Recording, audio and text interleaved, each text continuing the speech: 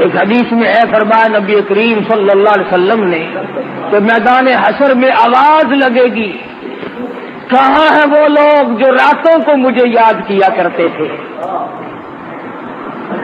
اعلان کیا جائے گا، آؤ نور والے ممبروں پہ بیٹھ جاؤ، تم اندھیروں میں مجھے یاد کیا کرتے تھے، آج نورانی ممبروں پہ بیٹھ جاؤ۔ ایک اور حدیث میں ہے فرمایا نبی کریم صلی اللہ علیہ وسلم نے کہ جب آدمی چھپا کر کے کوئی عبادت کرتا ہے، مخفی عبادت کرتا ہے اور اللہ تعالیٰ سے اس کی قبولیت کی امید رکھتا ہے تو خداوند کریم اس سے بہت راضی ہوتے ہیں۔ الذین ينفقون اموالهم باللیل والنہار سرا وعلانیۃ فلہم اجرہم عند ربہم، دونوں چیزیں صاف ہیں۔ میری راہ میں جو خرچ کرنے والے لوگ ہیں وہ دن میں کریں یا رات میں کریں، وہ اعلانیہ کریں یا چھپا کر کے کریں، بہرحال اللہ پاک کے نبی نے ارشاد فرمایا صلی اللہ علیہ وسلم نے کہ اللہ کو وہ بندہ زیادہ محبوب ہے، وہ بندہ زیادہ پسند ہے جو چھپا کر کے صدقہ کرے، کسی کو پتہ نہ چلے۔ اس میں ایک فائدہ یہ ہے کہ آدمی ریاکاری سے بچ جاتا ہے، اور ریاکاری بہت بڑی بیماری ہے۔ اندازہ لگایا ہوگا آدمی جب اللہ کے نام پہ کچھ دیتا ہے تو یہ امید کرتا ہے کہ جس کو میں نے دیا وہ آگے سے یوں کہے جزاک اللہ، واہ جی واہ، واہ جی واہ، بہت بڑے سخی آدمی ہیں۔ نفس اس بات کا انتظار کرتا ہے، اللہ تیرے بال بچوں میں برکت دے، اللہ تیری جان میں برکت عطا فرمائے، کارخانے میں برکت دے، دکان میں برکت دے۔ کان سننے کے لیے منتظر ہوتا ہے کہ یہ لفظ اس کے منہ سے نکلے جس کو میں نے خیرات دی ہے، حالانکہ اس کی زبان کے بجائے اگر اس کا دل بولے گا تو وہ زیادہ اللہ کے یہاں پسندیدہ ہے۔ مولانا محمد قاسم صاحب نانوتوی رحمۃ اللہ علیہ فرماتے ہیں کہ گرمیوں میں کسی کو ٹھنڈا پانی پلاؤ، تجھے کہنے کی ضرورت ہی نہیں پڑے گی کہ میرے لیے دعا کر دو، اس کی عقلیاں بول اٹھیں گی خدا تیرا بھلا کرے، اس کا انگ انگ بول اٹھتا ہے۔ پیاسے کو پانی ملے گا، اس کی عقلیاں دعائیں دیں گی، بھوکے کو روٹی ملے گی، اس کی عقلیاں دعائیں دیں گی، ننگے کو کپڑا ملے گا، اس کا دل دعائیں دے گا۔ پریشان حال کی جب مدد کرو گے وہ تمہاری سامنے کہے یا نہ کہے، بلکہ بہتر یہ ہے کہ تو سویا ہوا ہو اور وہ تیرے لیے سر سجدے میں رکھ کر دعا کرے، یا اللہ فلاں بندے نے میرے ساتھ سلوک کیا تو اس کا بھلا کر۔ سفیان ثوری رحمت اللہ علیہ کے ساتھ سلوک کرتا تھا یحییٰ برمکی، بادشاہ وقت تھا، 1000 روپیہ مہینہ دیا کرتا تھا اللہ والے کو خرچ کے لیے۔ سفیان ثوری رحمت اللہ علیہ تہجد کے وقت سر سجدے میں رکھ کر دعا کرتے تھے، الہی یحییٰ برمکی نے میرے پیٹ کی کفالت کی، میری دنیا کی کفالت کی، میری دنیا کی ضروریات میں کام آیا، اور پروردگار عالم میں اس کے لیے دعا کرتا ہوں تو اس کی قبر کی کفالت فرما۔ سفیان ثوری رحمت اللہ علیہ جیسا ولی قطب اور ابدال زمانے کا دعا کرتا، الہی میدان حشر میں ولا تزر وازرۃ وزر اخری، جب کوئی کسی کی کام نہ آئے اور حالات یوں بن نکلے، یوم یفر المرء من اخیہ وامہ وابیہ وصاحبتہ وبنیہ، اما ابا بیوی اولاد کوئی بھی کسی کے کام آنے کے لیے تیار نہیں۔ سفیان ثوری رحمت اللہ علیہ سر سجدے میں رکھ کر دعا کرتے، الہی یحییٰ برمکی کی قیامت میں کفالت فرما۔ فرمایا الذین ينفقون اموالهم باللیل سرا وعلانیۃ علانیۃ فلہم اجرہم عند ربہم ولا خوف علیہم ولا هم یحزنون۔ چھپا کر اللہ کے نام پہ خرچ کرو، اعلانیہ طور پر خرچ کرو، اللہ فرماتے ہیں اس کے لیے بہت بڑا اجر ہے، اور اس کو چاہیے کہ وہ اللہ کی ذات پر یقین کرے۔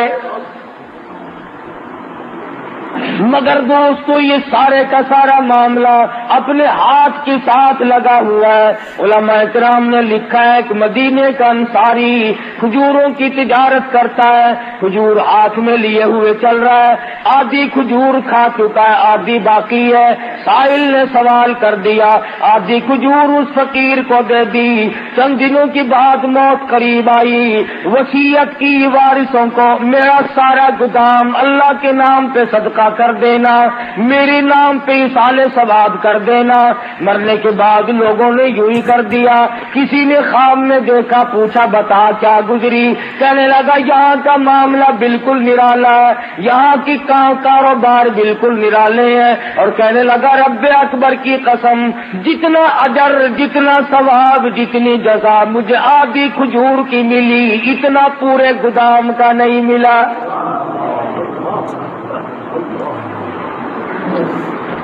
وہ میرے ہاتھ کی تھی، وہ میں نے اپنے ہاتھ سے دی تھی، اس میں کوئی ریا نہیں، اس میں کوئی دکھلاوا نہیں، اس میں کوئی نام بری نہیں تھی۔ بعد میں آنے والے لوگوں نے منہ ملازے چکائے، تعلق داری کو چکایا، تم ہمارے یہاں کھایا کرتے ہو، ہم تمہارے یہاں کھاتے ہیں، ادلا بدلا کیا۔ کہتا خام میں رب اکبر کی قسم مجھے پورے گودام میں سے کچھ نہ ملا۔ فرمایا وَأَلَّيْسَ لِلْإِنسَانِ إِلَّا مَا سَعَى، نہیں ملتا آدمی کو مگر اس کے ہاتھوں کی کرتوت۔ تو امام الانبیاء صلی اللہ علیہ وسلم کے ایک ایک فرمان کو کہاں تک آدمی بیان کرے گا، پوری دنیا اس میں سما سکتی ہے۔ کالی کملی والے محمد کریم صلی اللہ علیہ وسلم نے فرمایا ایک وہ آدمی بھی عرش کے چھاؤں میں آئے گا، سائے میں جگہ ملے گی، جس نے اللہ کے نام پہ صدقہ کیا اور چھپا کے کیا، لینے والے کو بھی شرمندگی نہ ہو اور اسے بھی ریاکاری کا موقع نہ ملے اور دکھلاوے کا موقع نہ ملے۔ قرآن کریم نے مسلمانوں اپنے لیے دیے کو ضائع نہ کیا کرو۔ یا ایھا الذین آمنوا، او ایماندارو، لا تبطلوا صدقاتکم بالمن والاذی، برباد نہ کرو، خراب نہ کرو، تباہ نہ کر ڈالو، ختم نہ کر ڈالو اپنے لیے دیے کو۔ الہ العالمین ختم کیسے ہو جاتا ہے، برباد کیسے ہو جاتا ہے، ضائع کیوں کر ہو جاتا ہے؟ فرمایا بالمن والاذی، احسان جتلانا ہم نے تیری ساتھ یوں کیا تھا۔ اس کے منہ پہ احسان جتلانے سے، اسے ذلیل کرنے سے آج تو بڑا آدمی بنتا ہے۔ کل ہم تجھے زکات دیا کرتے تھے، یاد کر فلاں وقت میں نے تجھے کرتا پہنایا تھا، یاد کر فلاں وقت میں ہم نے تیرے ساتھ یوں سلوک کیا تھا۔ اللہ کا قرآن کہتا ہے، خدا بند کریم فرماتے ہیں جب تو اس کو مینا مارتا ہے، اللہ فرماتے میرے بندے کا کلیجہ اکٹھا ہو جاتا ہے، اسے تکلیف ہوتی ہے، اور کسی بندے کو تکلیف دینا میرے یہاں جائز نہیں، اللہ کریم فرماتے ہیں۔ سب سے بڑی عبادت، سب سے بڑی نیکی، شیخ العرب والعجم حضرت مولانا سید حسین احمد صاحب مدنی نور اللہ مرکزہ، اللہ تعالیٰ کی کروڑہ رحمت نازل ہو اس مرد مجاہد کی قبر مبارک پہ آمین کہو۔ حضرت والا کی خدمت میں 16 مہینے رہنے کا اتفاق ہوا، جوتیوں میں بیٹھا ان لوگوں کی، بڑے بڑے عالم تشریف لاتے تھے، ہندوستان کے بھی اور دوسرے ملکوں کے بھی، اور حضرت والا سے وظیفہ پوچھتے تھے کہ کچھ بتائیں ہمیں، آپ ایسا وظیفہ کریں جس سے نیک بن جائے۔ سبحان اللہ، اس وقت مجھے سمجھ نہیں آتا تھا، میرا بچپن تھا، اب قدر ہوتی ہے۔ فرمایا کرتے تھے سب سے بڑا وظیفہ یہ ہے کہ کسی کو ستاؤ مت، ہندو ہو، مسلمان ہو، مرد ہو، عورت ہو، حتیٰ کہ جانور ہو، جاندار کوئی بھی ہو، کسی کو دکھ مت دو۔ اور اگر آپ سوچیں تو یہ بہت مشکل وظیفہ ہے، یہ ورد بڑا مشکل ہے۔ تسبیح پھیرنی آسان ہے، نفل پڑھنے آسان ہے، لیکن اس وظیفے پہ عمل کرنا بڑا مشکل ہے کہ آدمی اپنے آپ کو بتائے کہ کسی کو ستانا نہیں، کسی کو پریشان نہیں کرنا۔ میں نے آپ سے قرض لے لیا کہ 1 مہینے میں دوں گا، آپ میرے پیچھے پھر رہے ہیں، سال گزر گیا، یہ ستانا نہیں۔ میں نعوذ باللہ کسی کی دھی بیٹی کے بارے میں غلط خیال کرتا ہوں، یہ کسی کی آبرو کو ٹکر، یہ کسی کو ستانا نہیں۔ تمام صورتیں اس میں داخل ہیں، سفر میں، حضر میں، گھر میں، کاروبار کرنے میں، ساری زندگی میں اگر آپ سوچیں تو یہ مسئلہ بڑا مشکل ہے کہ آدمی دوسرے کو تکلیف نہ دے۔ ہمارے یہاں تو سارے تکلیف دے کر کے کام بنتے ہیں، جب تک دوسرے کو تکلیف نہ دو اس وقت تک آدمی کی بڑھاس نہیں نکلتی۔ اور ہمارے ملک کے لوگوں کا مزاج بن گیا، مجبور سے کماؤ، جتنا زیادہ مجبور دیکھو اتنا زیادہ کماؤ۔ اڈوں پہ جا کے دیکھو، اسٹیشنوں پہ جا کے دیکھو، وہ لوٹ کھسوٹ ہے، وہ گند دکھتا ہے، وہ مسافر اتنا مجبور ہے کہ اللہ پاک نے ترس کھا کر سنتیں معاف کر دی، نفل معاف کر دیے، فرض نماز بھی آدھی معاف کر دی۔ اللہ میاں جانتا تھا کہ سفر بڑی تکلیف دہ چیز ہے، مسافر پر اللہ میاں نے ترس کھا کر سنتیں معاف کر دی، نفل معاف کر دیے، آدھا فرض معاف کر دیا۔ مگر مسلمان کہتا ہے کہ ان مسافروں کی جیب کاٹو، ان مسافروں کو ننگا کر دو، ان مسافروں سے جو کچھ بھی ہے وہ یہیں پر کھینچ لو، کسی اسٹیشن پر جا کے دیکھ لو، تمام چیک کرنے والے لوگ مر گئے، قبروں میں چلے گئے۔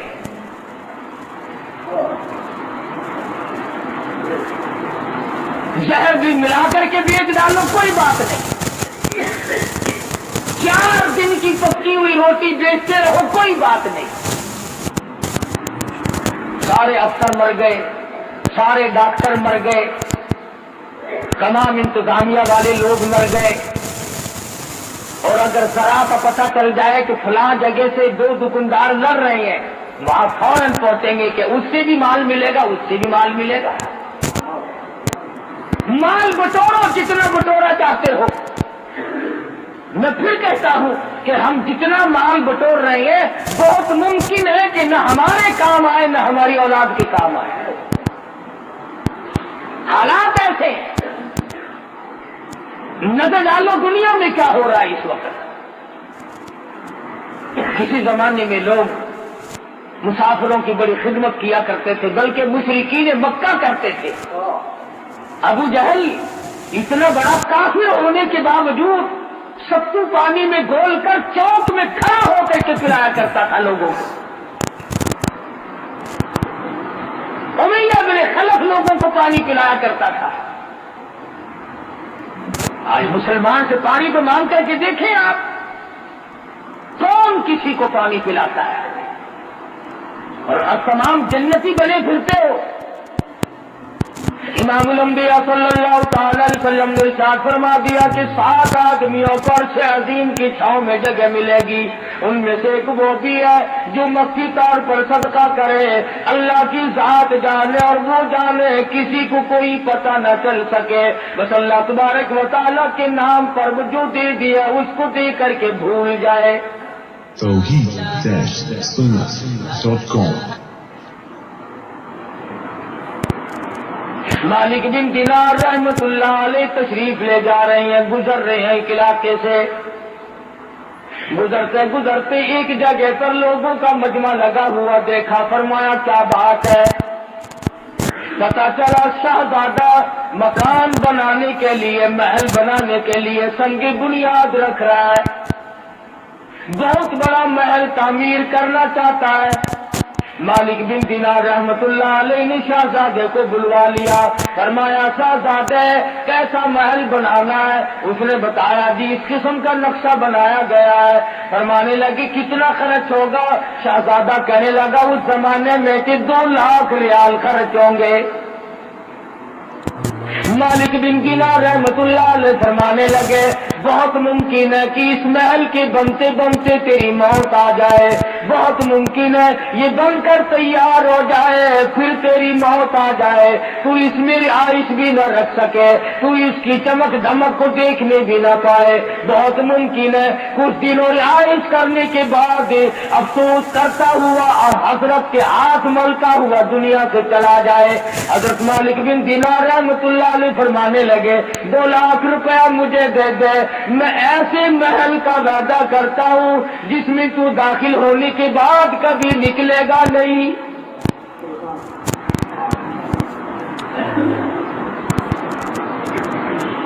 ہمیشہ ہمیشہ کے لیے اس محل میں رہے گا، اور اس محل کے آگے بڑے باغ باغیچے ہوں گے، بڑی بڑی نہریں ہوں گی، بہت اعلیٰ قسم کا باغ اور باغیچہ اور گلشن محل ہوگا، ہمیشہ ہمیشہ کے لیے تیرا رہے گا، نہ تیری موت آئے گی نہ تجھ سے وہ محل چھوٹے گا۔ مسلمانوں میں یقین کا زمانہ تھا۔ شہزادہ کہنے لگا میں بالکل آپ کو سارا روپیہ دے دیتا ہوں، مگر ہمارے یہاں دستور ہے جب کوئی معاہدہ ہو، جب کوئی لین دین کیا جائے تو جان بین کے دستخط ہونی چاہیے، لکھ پر ہونی چاہیے۔ مالک بن دینار رحمت اللہ علیہ نے کاغذ نکالا اور لکھ دیا میں اللہ پاک جل جلالہ کی طرف سے وعدہ کرتا ہوں شہزادے سے کہ جنت میں ایک محل ملے گا۔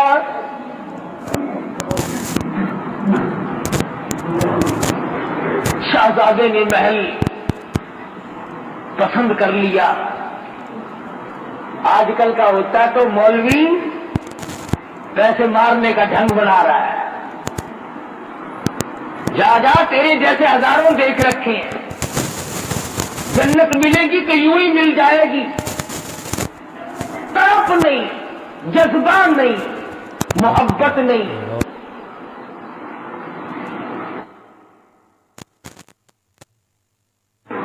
شہزادے نے 2 لاکھ روپیہ اٹھا کر کے مالک بن دینار رحمت اللہ علیہ کے حوالے کر دیا، اور وہ لکھا ہوا کاغذ جو تھا وہ خود سنبھال لیا اور مکان بنانے کا ارادہ ترک کر دیا۔ وہ بھی اللہ والے تھے، یہ ہمارے زمانے جیسے تو تھے نہیں۔ مالک بن دینار رحمت اللہ علیہ نے اسی وقت اعلان کر دیا کہ جتنے فقیر محتاج یتیم بیوہ مساکین ہو آ جاؤ سارے، مالک بن دینار خیرات تقسیم کر رہا ہے۔ علماء نے لکھا ہے صبح سے لے کر شام تک مالک بن دینار رحمت اللہ علیہ کے پاس روزہ افطار کرنے کے لیے ایک کھجور بھی باقی نہ تھی، تمام کا تمام اللہ کے راہ میں خرچ کر دیا، آپ لوگوں کو دے دیا۔ مرید کہنے لگا حضرت جی شام کا روزہ کس چیز سے اتارو گے؟ فرمایا تو نے اس وقت نہ بتایا 1 ٹکا رکھ لیتے 2 کھجوریں آ جاتی، اب تو ختم ہے معاملہ۔ اللہ غنی سیدہ عائشہ صدیقہ رضی اللہ تعالی عنہا کو فاروق اعظم رضی اللہ تعالی عنہ نے 12 مہینے کا خرچ 12,000 روپیہ یکدم بھیجا۔ سال کا خرچہ ہماری ماں کے لیے عائشہ صدیقہ رضی اللہ تعالی عنہا کے لیے فاروق اعظم رضی اللہ تعالی عنہ نے بھیجا۔ جب خادمہ نے گٹھڑی لا کے رکھی، اللہ غنی ام المومنین فرمانے لگی میرے اور اس دولت کے درمیان کپڑا لٹکا دے، مجھے یہ دولت دیکھتے ہوئے بھی شرم آتی ہے۔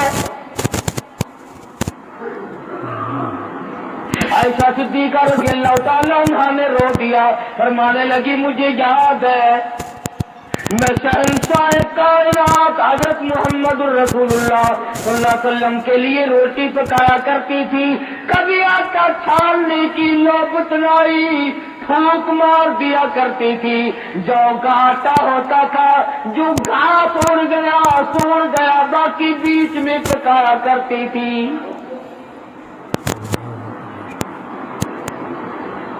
اور فرماتی ہے زیتون کے تیل کا ڈبہ گھر میں رکھا تھا، وہ ختم ہو چکا تھا، اس کی تل چھل باقی تھی، نیچے ذرا سی گاٹ باقی تھی، میل کچیل سا لگا ہوا تھا۔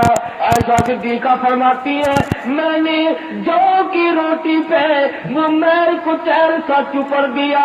مدنی کریم صلی اللہ علیہ وسلم نوش فرما رہے تھے اور فرمانے لگے عائشہ قیامت میں اس نعمت کا بھی سوال کیا جائے گا۔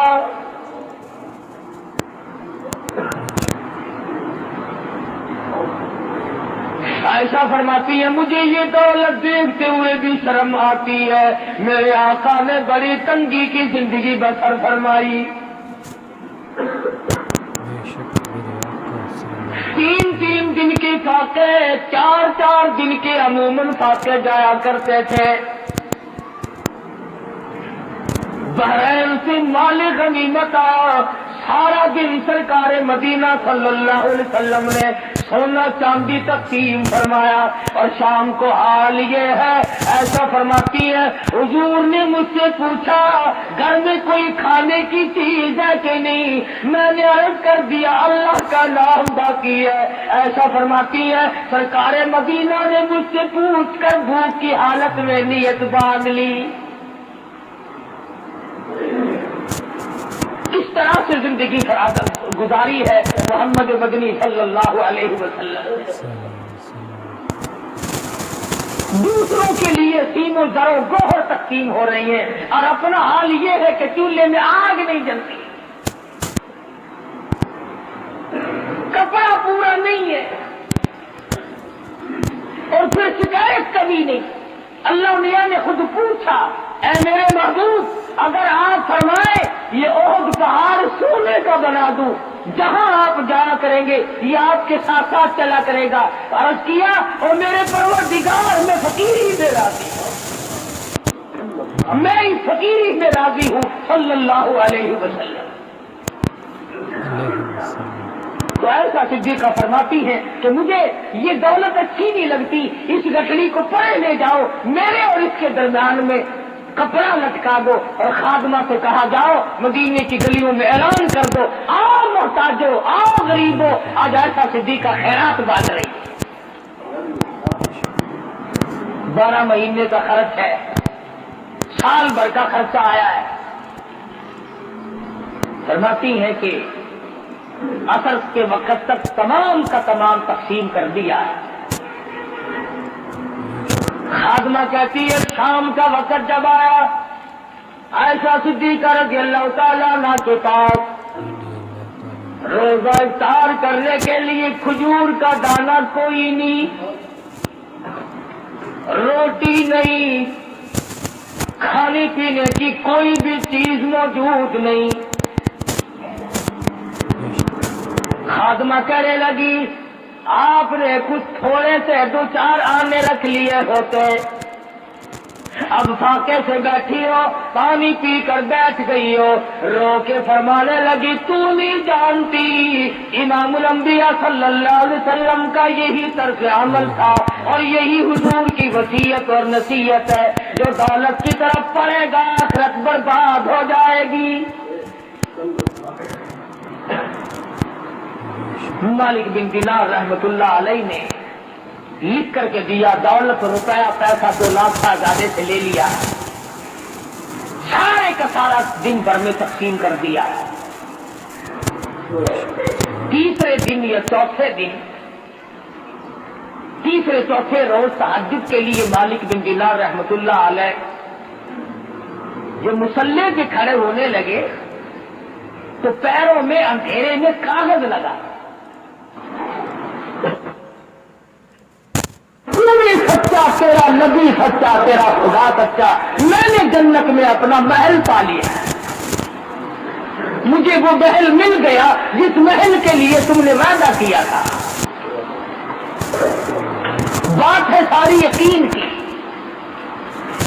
تو حضور اکرم صلی اللہ علیہ وسلم نے ارشاد فرمایا کہ 7 آدمیوں میں سے ایک وہ بھی عرش عظیم کے سائے میں ہوگا، چھاؤں میں ہوگا، جو صدقہ اور خیرات چھپا کے کرتا ہے اور اس نیت سے کرتا ہے کہ بس اللہ جانے اور میں جانوں۔ قرآن کریم میں اللہ کی راہ میں خرچ کرنے کی بہت بڑی فضیلت آئی ہے،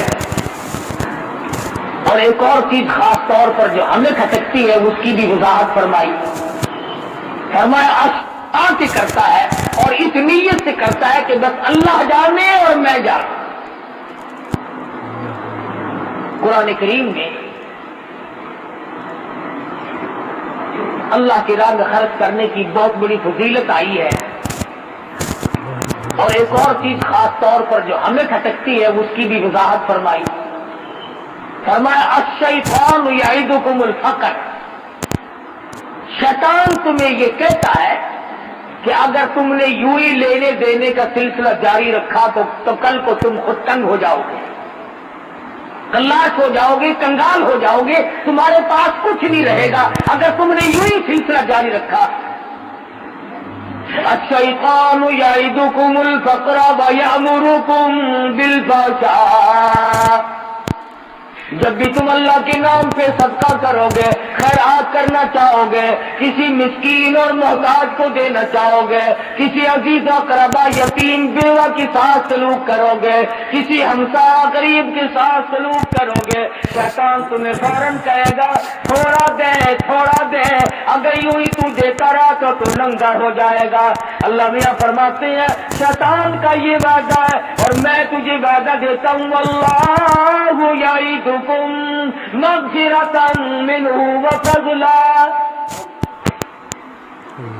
شیطان تجھے فقر کا وعدہ دیتا ہے، غریبی یاد دلاتا ہے، تو ننگا ہو جائے گا، مقابلے میں خدا وعدہ کرتا ہوں بخشش کا اور بڑھاوے کا، زیادتی کا، تو میرے نام پہ دیتا جا، میں بڑھاتا چلا جاؤں گا۔ واللہ یعدکم مغفرۃ منہ وفضلا، اللہ میاں فرماتے ہیں واللہ واسع علیم، میں بہت دینے والا ہوں، میرے خزانے میں کوئی کمی نہیں۔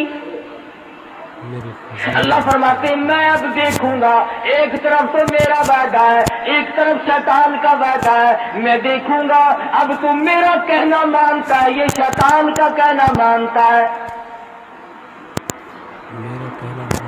سارے مسائل ریاض سے دکھلاوے سے بچانے کے لیے ہیں۔ امام غزالی رحمت اللہ علیہ نے اپنی کتاب میں لکھا ہے توحید-sunnah.com کہ ایک جگہ پر ایک درخت تھا، لوگ اس کی پوجا کرنے لگے، لوگ اس کی پوجا کرنے لگے، جیسا کہ ہمارے ملک میں بھی رواج ہے، فلاں جگہ جو جان ہے بڑا برکت والا ہے، فلاں پیپل بڑا برکت والا ہے، فلاں بڑا برکت والا ہے، لوگوں میں چرچا ہو نکلتا ہے، پھر ملک بھر سے عورت مرد اس کی زیارت کے لیے ٹوٹ پڑتے ہیں۔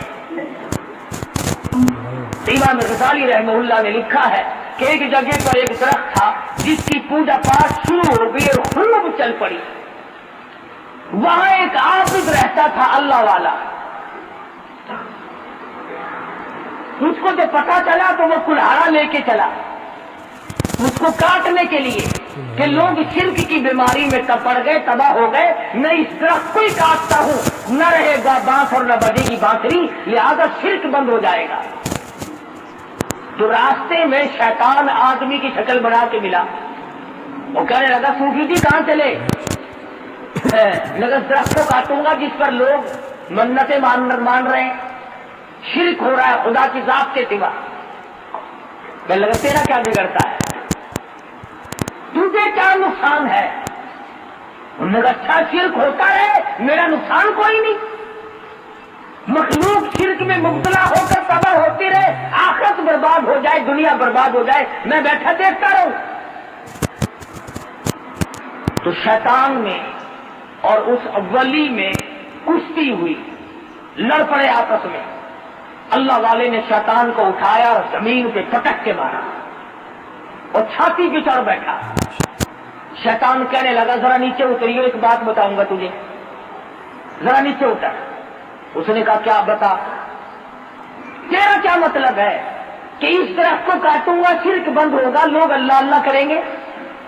اس نے کہا بات سن، اگر تجھے اللہ ہی اللہ کرنی مقصود ہے اور لوگوں کا فائدہ مقصود ہے، تیرے تکیے کے نیچے 10 روپے روز ملا کریں گے، تو غریبوں کو تقسیم کریو، بھوکوں کا پیٹ بھرے گا، دعا کریں گے، کتنا فائدہ ہوگا.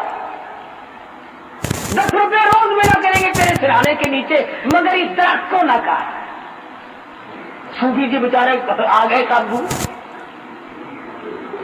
اس نے کہا بھی یہ کوئی کم نیکی تو نہیں، اور اس زمانے کے 10 روپے آج کے 10 روپے نہیں جو پھونک مارنے سے اڑ جائے، کہ 10 روپے میں تو خدا جانے کتنوں کا پیٹ بھرے گا، کتنوں کو کپڑا پہناؤں گا، کتنوں کی دوا دارو کروں گا، کتنوں کی مشکل آسان ہوگی، درخت کاٹنے سے مجھے کیا ملے گا. صوفی جی کو سمجھ میں آئی، کلاڑا رکھا، مسلے پہ بیٹھ گئے، رات کو سوئے، صبح کو سرانے کے نیچے سے باقی 10 روپے ملے. کہنے لگا بہت اچھی بات، یہ تو مزے ہو گئے بھائی، اور اللہ کی راہ میں خرچ کر دیے. دوسرے دن بھی سرانا اٹھا کے دیکھا، صبح کو پھر 10 روپے مل گئے. اس نے کہا شیطان ہے تو سچا بھائی. تیسرے دن سرانا اٹھایا تو ہے ہی نہیں. گری اٹھا کے دیکھی کہ شاید گری کے نیچے جلدی میں رکھ گیا ہو، وہاں بھی نہیں. چارپائی کے نیچے جھانک رہے ہیں، مٹی کرید رہے ہیں کہ شاید ادھر ادھر گر گئے ہو، ہے ہی نہیں. وہ کہاں تھے؟ لگا اچھا، پھر اٹھایا تو لاڑا اور پھر اس طرف کی طرف چلے اور پھر راستے میں ملا. امام غزالی رحمت اللہ علیہ نے لکھا ہے، کہنے لگا کہاں چلے؟ وہ درخت کو کاٹوں گا، لوگ شرک کرتے ہیں. اس نے کہا وہ بتایا تھا تجھے 10 روپے ملا کریں گے. انہوں نے کہا بے ایمان ہو گیا تھا، 2 دن تو ملے، آج تو بالکل نہیں ملا، ایک آنا بھی نہیں وہاں. تو اب جو شیطان میں اور اس ولی میں کشتی ہوئی، اب ولی نیچے شیطان اوپر، اب وہ نیچے دبا لیا اور شیطان اوپر چڑھ بیٹھا. کہنے لگا تو ذرا ٹھہر، یہ بات بتا، اس دن تو نیچے تھا، میں اوپر تھا، آج میں نیچے ہوں تو اوپر، اس کی کیا وجہ ہے؟ تو کہنے لگا میری بیماری مجھ سے پوچھتا ہے. اس نے کہا بتا تو صحیح. کہنے لگا اس دن تیرا غصہ صرف اللہ کے لیے تھا، اس دن جو تیرا غصہ تھا، ناراضگی تھی، وہ اللہ کی رضا کے لیے تھی اور اللہ کے لیے تھی، للہ تھی، اس میں تیرا کچھ شامل نہ تھا. آج کے غصے میں یہ بھی تو شامل ہے نا کہ وہ 10 روپے کیوں نہیں ملے. اس لیے ملاوٹ ہو گئی غصے میں، اس لیے میں اوپر آ گیا، جناب نیچے چلے گئے. علماء نے لکھا ہے کہ اگر غصے میں ملاوٹ ہو جانے سے شیطان کے نیچے آدمی آ جاتا ہے، عبادت میں جب شیطان کا ہماری ریاکاری اور دکھلاوے کو دخل ہوگا تو پھر شیطان کے نیچے کیوں نہ آئیں گے. اس لیے فرمایا کہ ریاکاری سے بچنا ہے، دکھلاوے سے بچنا ہے.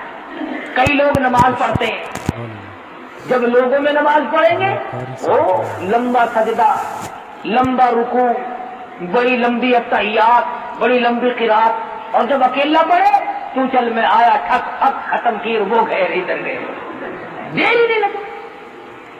بعض اماموں کا یہ حال ہے، جماعت کراویں گے تو بڑی لمبی چوڑی نماز، اور بعد میں 2 سنتیں اگر پڑھنی ہے نا تو مقتدی سارے کھڑے ہیں، مولوی صاحب پڑھ کے چلے بھی گئے. یہ تمام چیزیں دکھلاوے میں شامل ہے یہ. اور اللہ پاک دکھاوے کو، ریاکاری کو قتل پسند نہیں کرتا. وہ زکات ہو، وہ نماز ہو، وہ حج ہو، وہ عبادت ہو، وہ خیرات ہو، کوئی چیز بھی ہو، اللہ پاک کہتا ہے جو کرنا میرے لیے کر، اس میں کسی قسم کا دکھلاوا نہ کر. اور لوگوں کو کیا دکھاتا ہے؟ لوگ تو تجھے آگے بے ایمان کہتے ہیں.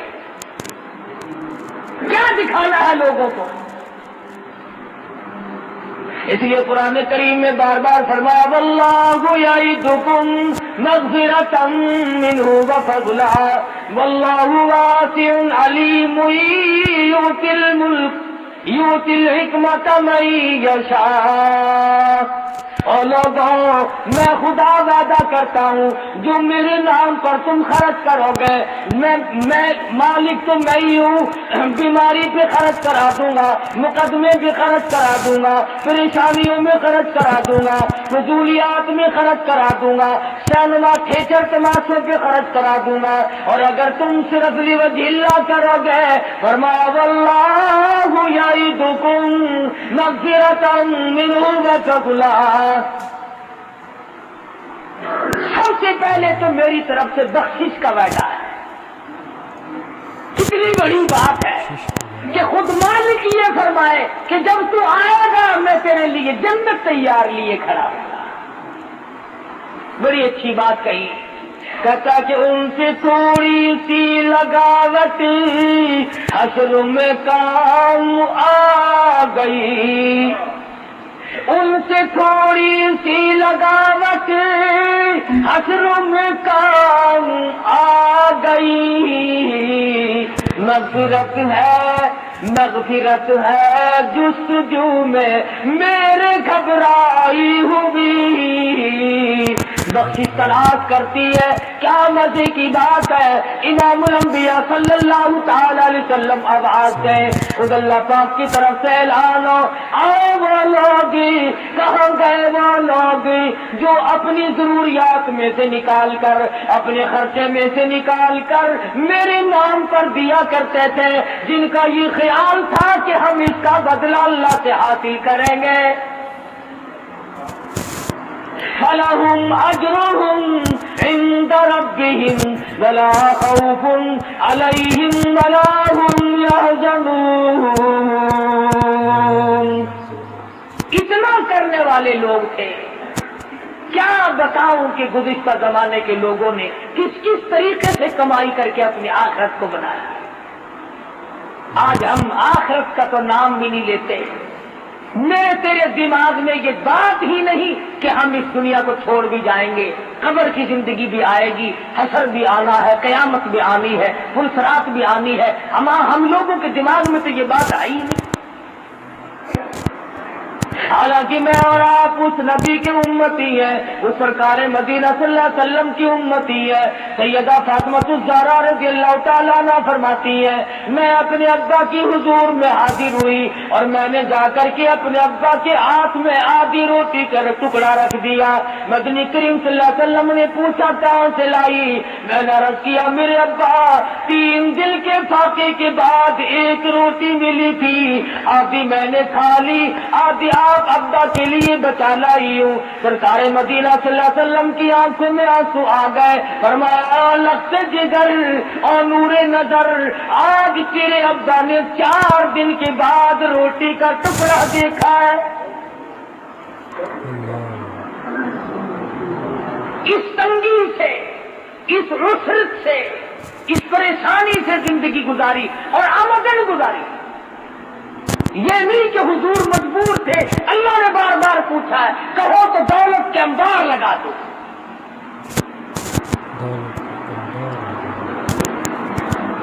آج ہم پوچھو ان سے جو اہل بیت کی محبت کا دعویٰ کرتے ہیں، جس قدر دوڑے پھرتے ہیں دولت کے پیچھے، نماز معاف ہے، روزے معاف ہے، اللہ کے قرآن کو نہیں مانتے، نبی کے فرمان کو نہیں مانتے۔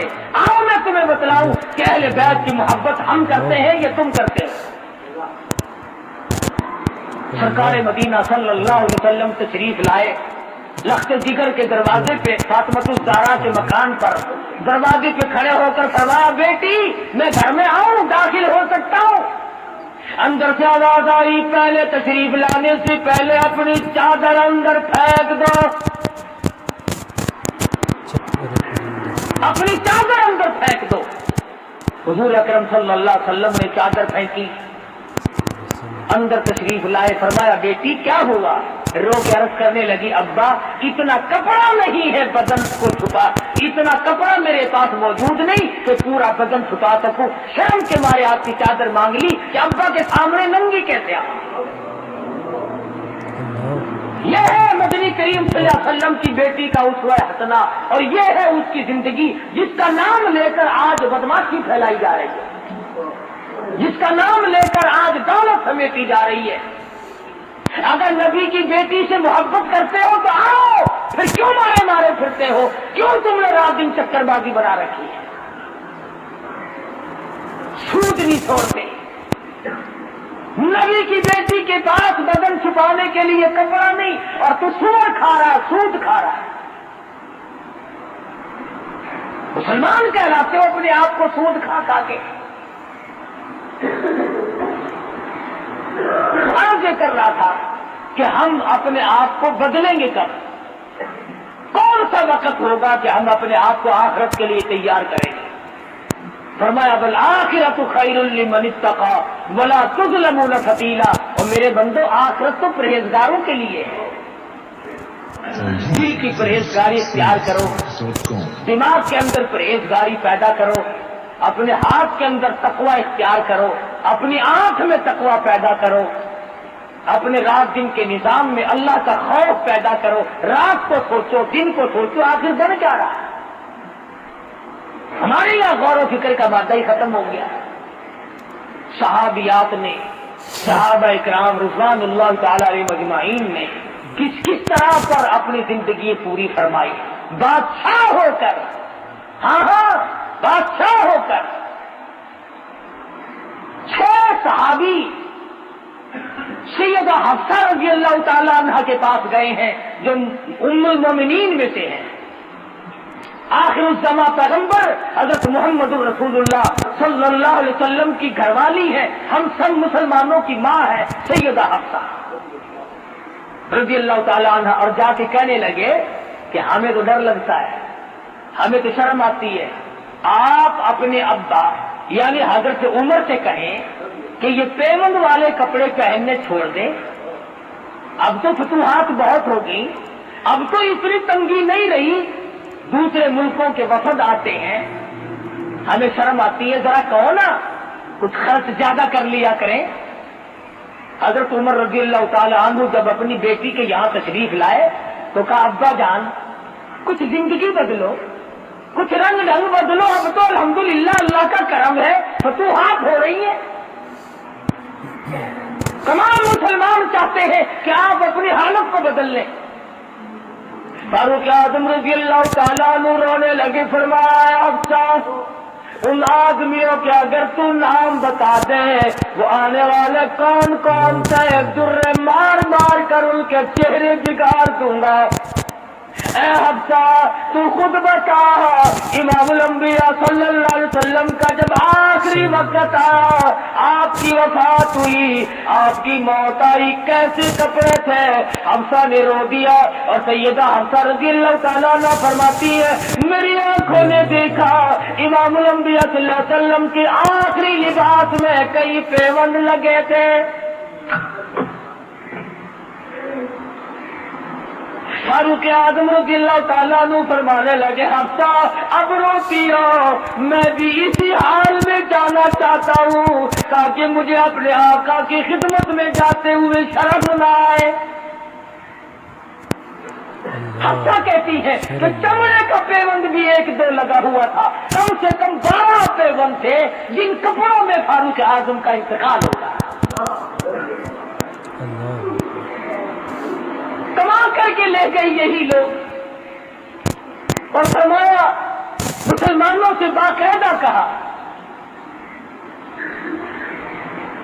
کہ تم میری تجہیز و تکفین پر کوئی خرچ نہ کرنا۔ ایسے بھی تو لوگ تھے، ایک بزرگ ہے بہت بڑے محدث ہیں، امام بخاری رحمہ اللہ کے بھی استاد ہیں، حدیث شریف لکھتے تھے، فاؤنٹین پین اس زمانے میں تھے نہیں، قلم تھی، قلم تراشتے تھے، چھیلتے تھے، وہ چھلکا ایک پیپے میں اکٹھا کرتے تھے، جب آخری وقت آیا تو فرمایا میرے غسل کا پانی اس چھلکے سے گرم کرنا جس سے میں نے قرآن لکھا، حدیث شریف لکھی۔ پوچھا کیوں؟